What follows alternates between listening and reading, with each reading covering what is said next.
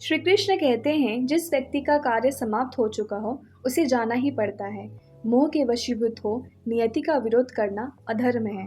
कुरुक्षेत्र में अपने समक्ष पितामह भीष्म, गुरुद्रोण, कृप और दुर्योधन आदि समस्त बंधु बांधवों को देखकर मोहग्रस्त हुए अर्जुन ने हाथ से गांडीव छोड़ दिया और कहा, हे कृष्ण, मैं इन लोगों से कैसे युद्ध कर सकता हूँ। शास्त्र कहते हैं कि जो व्यक्ति अपने कुल धर्म का विनाश करता है वह सदैव नरक में वास करता है।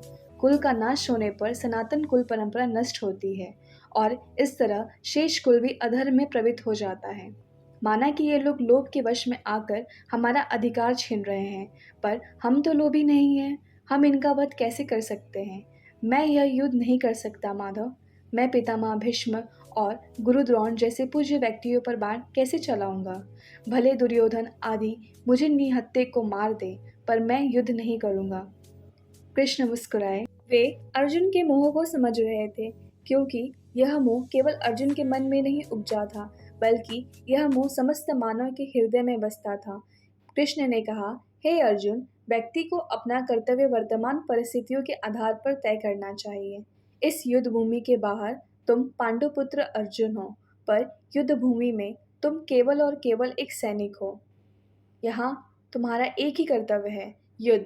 तुम्हारा युद्ध छोड़ना अपने कर्तव्य की अवहेलना है, जिससे बड़ा अधर्म संसार में कोई नहीं। महत्वपूर्ण बस ये है कि तुम योद्धा हो और तुम्हें अपना धर्म निभाना है। युद्ध क्षेत्र में खड़ा व्यक्ति यदि सहिष्णु हो जाए तो वह अपने राष्ट्र, धर्म और संस्कृति तीनों के लिए घातक होता है। अर्जुन ने कहा, हे केशव, यह कार्य मैं ही क्यों करूं। मेरा कर्तव्य इतना कठोर क्यों है कि वह मुझसे मेरे परिजनों का वध कराना चाहता है। श्री कृष्ण बोले, हे अर्जुन, तुम इन्हें नहीं मारोगे तो क्या ये नहीं मरेंगे। पार्थ, मृत्यु जीवन का सबसे बड़ा सत्य है। जिस व्यक्ति का कार्य समाप्त हो चुका हो उसे जाना ही पड़ता है। यह नियति है और मोह के वशीभूत हो नियति का विरोध करना अधर्म होता है।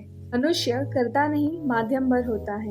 जिस तरह तुम्हारी उंगलियों का आदेश पाकर तुम्हारे वाण कार्य करते हैं, उसी तरह परमात्मा का आदेश पाकर तुम कार्य करते हो। इसलिए अपना धर्म निभाओ पार्थ, धर्म निभाओ।